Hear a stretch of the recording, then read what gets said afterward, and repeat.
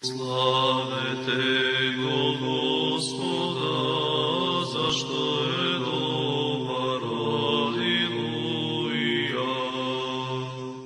Good morning, or depending on when you're watching this, good afternoon, good evening, or good night. My name is Nick, the master print-on artist behind Orthodox Handmade, and welcome to our much anticipated second episode on YouTube, where we'll be discussing why so many Americans are converting to Orthodoxy.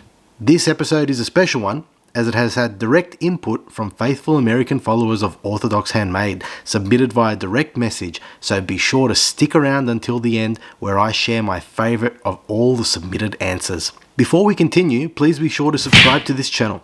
Hit the notifications bell to be notified about new episodes, and don't forget to smash that like button. This will prompt the YouTube algorithm to recommend my unique content to more people and assist in growing our faithful audience. So, without any further ado, let's jump straight into it. Our first response to why so many Americans are converting to Orthodoxy comes from Rosalind in Fort Lee, New Jersey, and she states the following.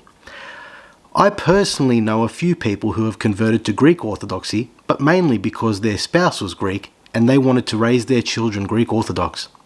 With that being said, they also feel that Orthodoxy is the most direct means to God. People are looking for direction, and God helps us stay focused and on the path to the narrow gate. Hopefully, this is in line with what you have already researched. Thank you so much, Rosalind. Nice and short and sweet, but absolutely thank you so much. Next, we have Jeremy from Hope in Indiana with a personal story to share.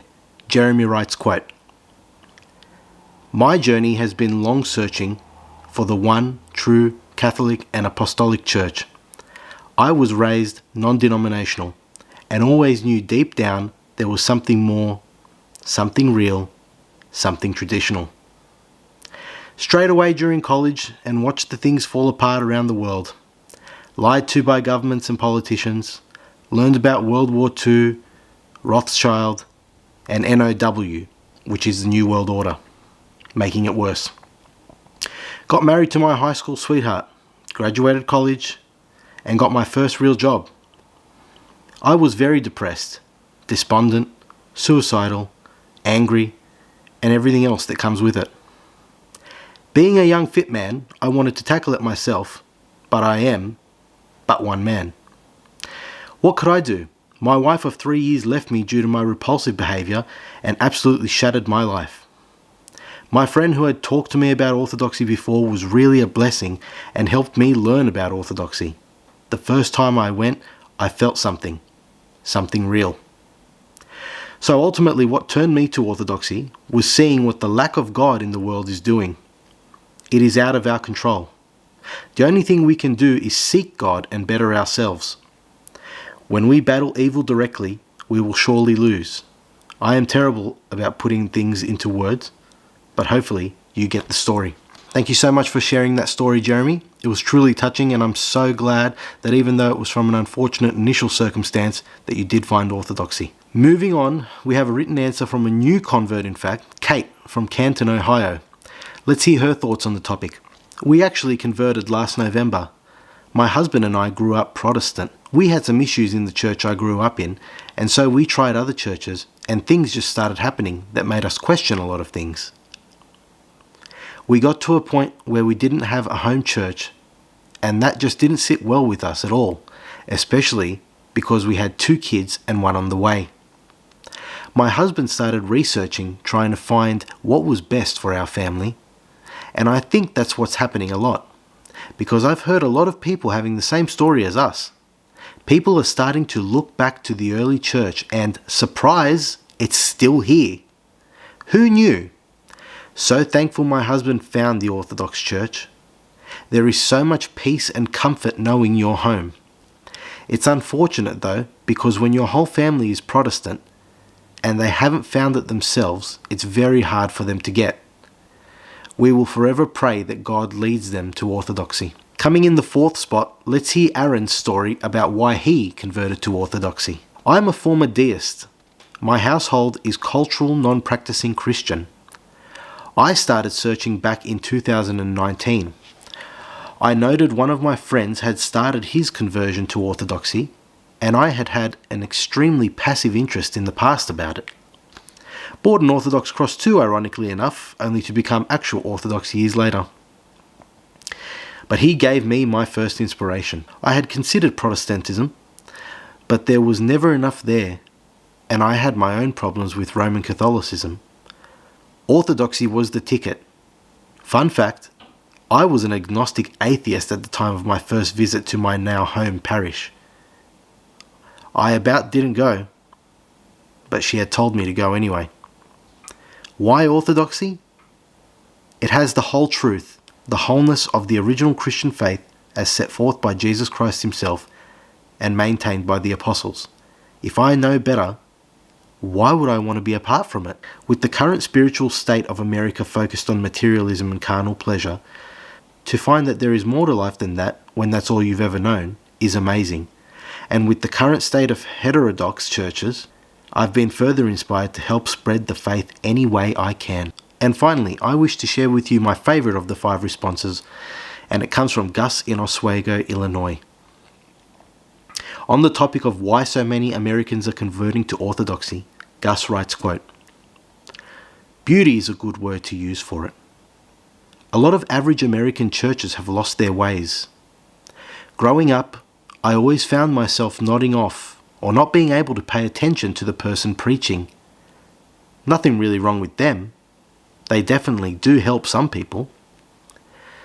Some of my turning points were the political infiltrations in a church, whether it be pro-Republican or Democrat or whatever. It wasn't only focused on Christ. Another one is some churches would always ask for money. Constantly, the main preacher of a local church I attended only talked about money. Money this, money that. I went on to explore a few Catholic churches, but it just didn't feel like it was for me. Honestly, I really got influenced to seek out a local parish through memes. Didn't know where to start though, so I emailed Father John Strickland in Paulsbo, Washington, and spoke with him in person about Christ Church, and I attended my first service. It was beautiful. My first service was Palm Sunday, and then Easter. I fell in love. It felt like Christ was present, and we, the people attending, actually participated rather than just sit there and watch. I moved due to work and was in Tacoma, Washington for about 7 months and attended St. Nicholas Greek Orthodox Church there. Father Seraphim Maimudar, I hope I'm pronouncing that correctly, ladies and gentlemen. And his passion for the faith was the icing on the cake towards Orthodoxy.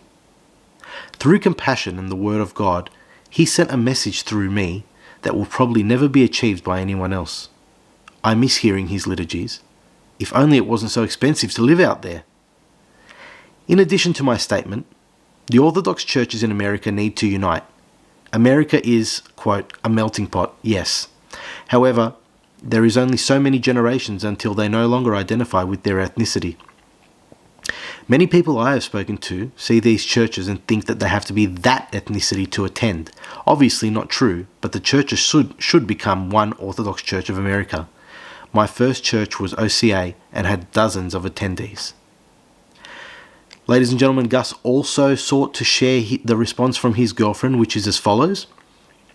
Quote, "Currently, there is not a strong emphasis on family, tradition, and strong morals.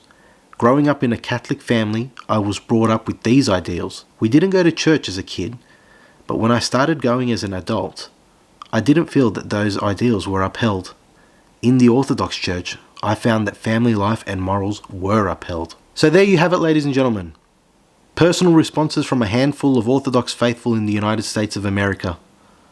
I love the communal effort that went into making this episode, and will definitely be asking for my followers' input regarding such topics moving forward.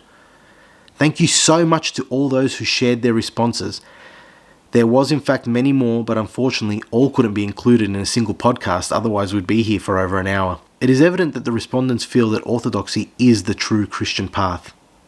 They have highlighted that the Orthodox Church seems to create a feeling that no other denomination can, and feel that non-Orthodox churches are more politicized, along with having a lot of emphasis being put on acquiring finances. It is evident from the answers provided that Christ's presence is actually felt in our sacred church, and many faithful are desiring a life more focused on family, tradition, and strong morals, rather than the materialistic world that we find ourselves in this modern age. This is what the Orthodox Church provides, which is why I always encourage my followers to embrace tradition. If there is anything you would like to share regarding why so many Americans are converting to Orthodoxy, or have a personal story of your own, please leave a comment below. I love reading your input and will do my best to always respond. Our next episode will cover the history of the Orthodox prayer rope, where it started, who started it, and why it is continued today. Thank you all so much for tuning in, and until next time, God bless. Славите го Господа.